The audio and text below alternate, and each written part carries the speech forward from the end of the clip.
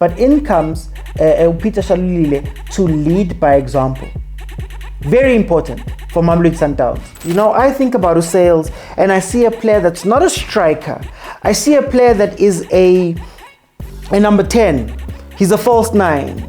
We need our flag bearer, our standard bearer, to carry on bearing that standard.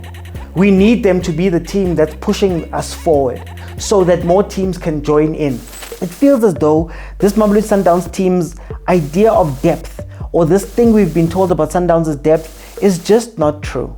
Welcome everybody to The Good and the Bad. My name is George Mokwena. I am your host, and this is the show where I look at whatever happened over the weekend and I tell you 5 bad things and 5 good things from one of the matches of the weekend. This game, we've got a dramatic comeback from Mamelodi Sundowns versus Maniema Union, a game that Mamelodi Sundowns won 2-1 via 2 really late goals. Let's get into it. Number 5.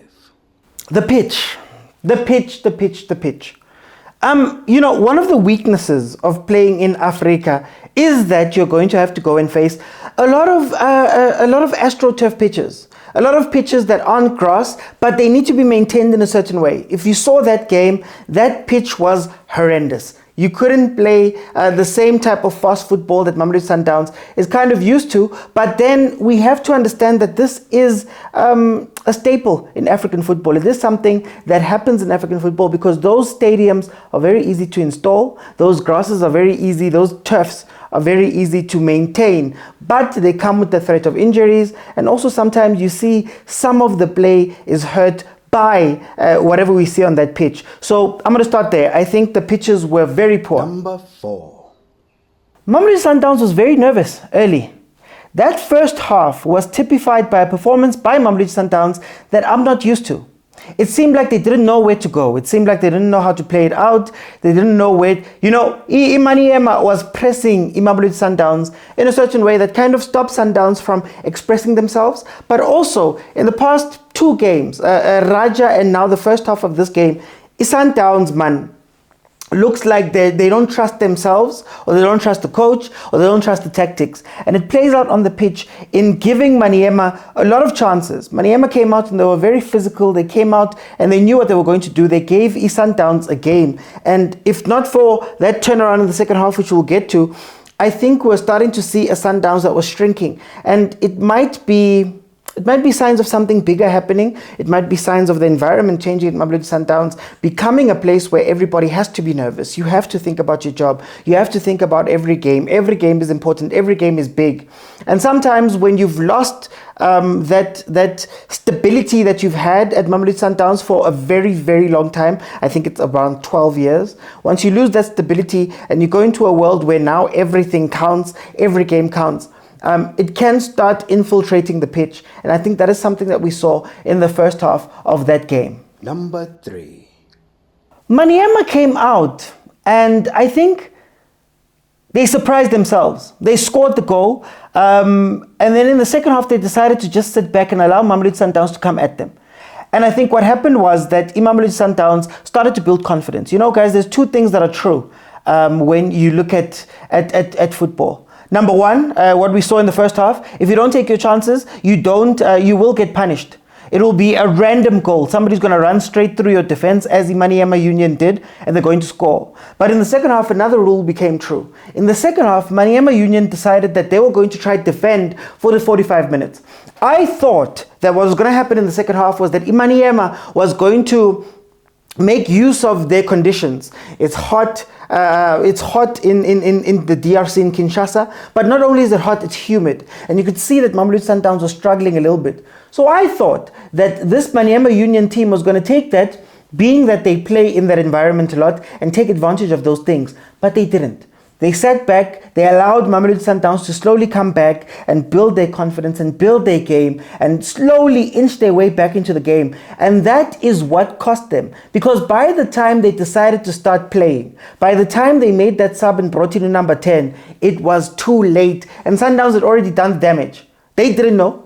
They thought maybe they were going to get a 1-1 or sneak a 2-1 win. They didn't know how it was going to pan out. So Maniema Union, game management was off in the second half. Number 2. I think Sundowns was set up a bit poorly. I think Sundowns was set up poorly in this game, coming into the Maniema game. I think we know what the starting lineup of Mamelodi Sundowns does. And when you bring in players like Abo Mkhulise, you bring in players like Abo Sales, it kind of changes the way that Sundowns plays. If you are noticing, Ribeiro was dropping very deep into the game, into the pitch, to go try pick up the ball. Mkhulise was a little bit non-existent in that half, which meant that Allende had to drop deep. If you look at Lunga's side, they were a little bit slow there. If you look at the defense, Ukekana and Libusa, as much as maybe you can speak about them being great as defenders, they didn't allow Uronwen to play out as freely as Uronwen wanted to, or Uronwen is used to playing out. So you started to see Mamelodi Sundowns maybe playing a different football than what they're used to. Even when they were getting up the pitch, getting the ball up to Abo Reinas was becoming a little bit of an issue for Mamelodi Sundowns, getting it up to the front line. And I think Usales was wrongly positioned. You know, I think about Usales and I see a player that's not a striker. I see a player that is a number 10. He's a false 9. He's a guy that wants to connect the play.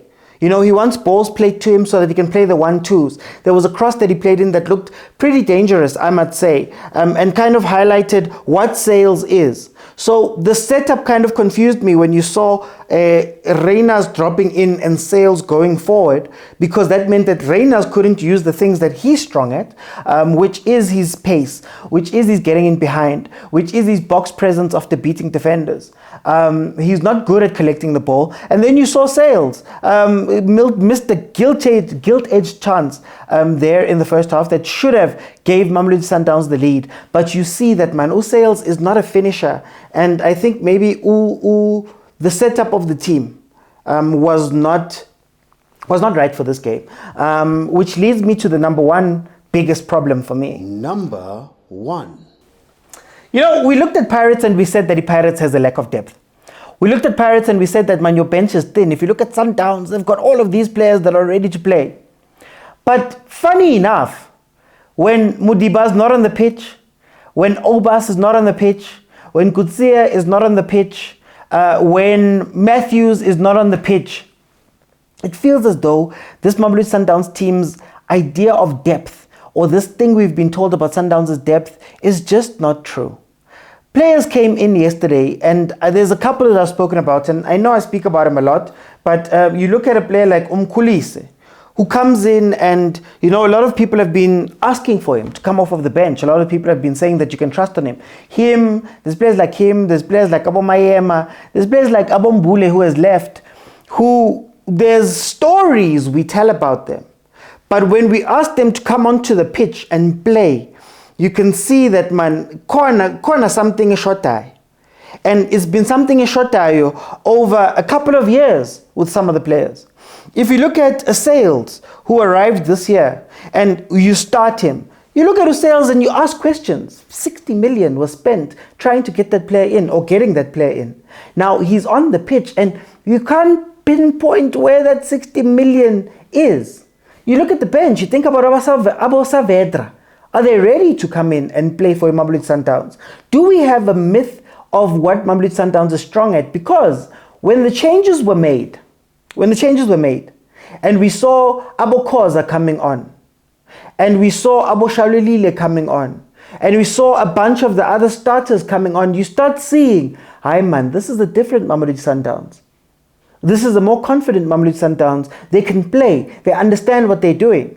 So have we been fed a lie about Mamelodi Sundowns' depth? Or is it that more of these players need to get more time, need to get more systems catered to them? And maybe we're starting to see a little bit of how much work has to be done on that bench, because Sundowns has a lot of players, but even last season, they started defaulting to one group of players because we started seeing that those guys are the strong ones and the others maybe aren't at that level. So I'm gonna end it there with the bads, because we also have to speak about the goods. Sorry to interrupt the video that I'm sure you're enjoying, but I just wanted to say thank you for all of the support that you guys have shown me and my Overthinking Football platform. I'm a one-man band that's doing all of this, and I really do enjoy the comments about how, you know, Supersport needs to come fetch me and SABC and all of that stuff. And I think it speaks to the quality of the content, but also the amount of effort that I put in. So I just wanted to say thank you. But the truth is that Abu Supersport and all of those guys, yes, we're competing with them, but it's a completely different place. The sponsors are looking for former players, and to be honest with you, running some of these things is getting so difficult, and things have changed at home. So financially, it's a whole different world. So I wanted to try something new and come to the overthinkers, the people who watch the content, and say it would be incredible if you guys could contribute monthly towards the platform, towards keeping my lights on, but also making sure that all of the crazy things that I want to do, that I want to take Supersport on with, I can actually do. And just for 20 Rand every month, I think that would be an incredible contribution if you can make it. It may sound like a little, but if we can get a lot of people behind it, then we'll be able to carry on doing what I do. I'll be able to carry on giving you the content and also expanding it, because we don't have shows like this, and us content creators need help from our audiences. So I just came here to ask you if you can. Here is the account number that you guys can use in order to contribute. And I think, yeah, I'd be very grateful if you would. But anyway, let's get back to the video. And don't forget to like, share, and subscribe. Number 5. Maniema played positively. Maniema came into that game and gave Mamelodi Sundowns a game. Maniema showed why they have been so hard to beat. Up to this point, they have had no losses. They had played up to that point 4 games. They had drawn 3 and lost only 1 game up to that point. They also did give Mamelodi Sundowns a tough time when they did come to South Africa as well. So I think that points to Maniema being a very strong team. And if they can keep a little bit of their consistency, even in their own league, to try get back into the Champions League, you're looking at a team that had to face the champions of Morocco, that had to face the second best team in Morocco last season. They had to face Mamelodi Sundowns, one of the big boys, the biggest team within that group, one of the big boys in African football over the last, 10 or so years. They've been consistently finishing in the semi-finals. They've been consistently giving other big teams a very tough time. Yes, they haven't won it a lot, but you can't deny the stature of Mamelodi Sundowns in Africa. And here comes Maniema and looks at all, and they look at all of those teams, and they're like, no, guys, Natsi's corn, Natsi adlala. So I think that was a very good thing to see Maniema come out positively. And secondly, they look great. They look great. They had a plan. They knew that maybe Mamelodi Sundowns would struggle with some physicality. That striker that they had, I think it's Bola, I may be wrong, but that striker that they had is cutting an imposing figure. That man is big, he's physical, and maybe also showed a little bit of the weakness that Libusa, more specifically, Libusa and Grant struggle with, and that's physicality. We saw earlier in the season Chivavairo giving them a little bit of a problem in those games that Mamelodi Sundowns played versus Chiefs very early on. But then when you look at them playing it up to that striker is hold up play, the way that he outmuscled them, the way that he scored his goal, I think that's a very good player. Now, another part where you can see that the Maniema man in something. Number 4. Second half, they go 1-1. Sundowns scores, they go 1-1.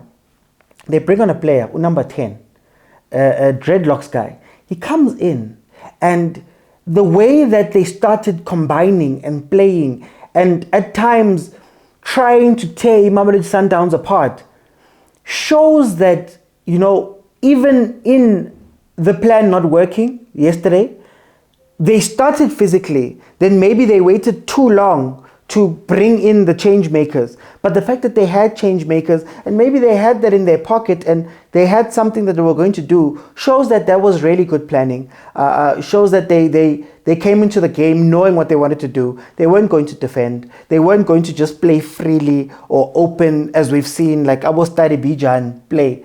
They closed down Sundowns a certain way. They packed at midfield. They gave an outlet up front. Then in the second half, when they went down, when they went to draw 1-1, they brought in a player who they started moving around up top, opening up spaces. This is a very good Maniema team, and I'm so glad that we are seeing these type of teams come up, and hopefully the rigors of African football doesn't take them out. Hopefully they can come back and give a good account of themselves. Number 3. Guys, do you understand how important Shalulile is to the history of the PSL? Do you understand that Shalulile is a couple of goals away from being the top goal scorer in the PSL ever? Just a couple of goals. Oh, Peter turned out to be a very important player in this game, and he scored the 2 goals. Yes, he was every bit as important for those 2 goals. But you know what I think he gave them, and what Sundowns had maybe been missing? That veteran presence, that senior presence to remind Sundowns that this is who we are. We don't stop when the game is looking bad. We don't stop when the team has taken a 1-0 loss, 1-0 lead, and our heads are down and we lost the last game out. You keep running. And a lot of teams lack veteran leadership, veteran presences on the pitch that can show everybody and remind everybody who exactly we are. A lot of heads were down at Mamelodi Sundowns. Ronwen, body language wise, is not looking the same. We've spoken about Tebza, Abo Mudawu. We've spoken about all of that stuff. But in comes Peter Shalulile to lead by example. Very important for Mamelodi Sundowns.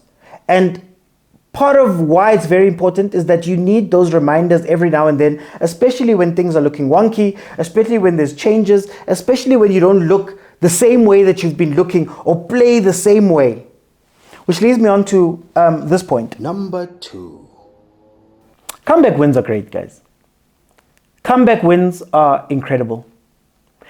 Comeback wins sometimes can energize a team so much that it may right a season. It may make sure that you guys are going to perform over the next few days, over the next few games.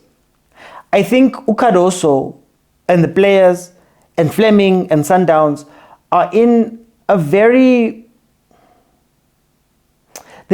fragile situation right now. You've just changed 2 coaches. You've just changed systems on the pitch. You've just gotten rid of whatever Sundowns was behind the scenes in terms of the stability of having Abu Mangoba, Nabo Rulani, Nabo Pitso, having that line. You've now brought in the technical director who's 2 years in. He's also making changes. He's also changing the ethos of the club, the culture of the club in terms of what is expected, what you need to win. There's a huge pressure on top of the players. Sometimes these comeback wins, where it starts off badly and you remind yourselves who you are exactly what you need. A straight win here might have papered over the cracks. A straight win here might have just been a run-of-the-mill thing that was another part of the roller coaster. But to be able to will yourself back into games is something that Sundowns, I don't think, needed to do a lot over the past few years. They were often the dominant team. But in this time of flux, and again, it's not the worst time. It's not like they've dropped to the 4th on the log. But in terms of Mamelodi Sundowns' standard of play, they haven't been firing on all cylinders. So maybe they needed this ignition, this spark, in order to get them back into the frame of mind that is Mamelodi Sundowns. And that is what brings me to, I think, the best thing that happened over the weekend. Number 1. It's an attitude. It's an attitude. Mamelodi Sundowns, more than anything, has developed an aura and an attitude to their game. Mamelodi Sundowns would, even after going 1-0 down, just know that they were going to make it back. And, you know, there were losses to Makesi, there were losses to Polokwane, there was a loss to Raja, there was all of these things that were happening that was taking away from what we know Sundowns to be. And I'm so glad that Sundowns remembered themselves. We need our flag bearer, our standard bearer, to carry on bearing that standard. We need them to be the team that's pushing us forward so that more teams can join in.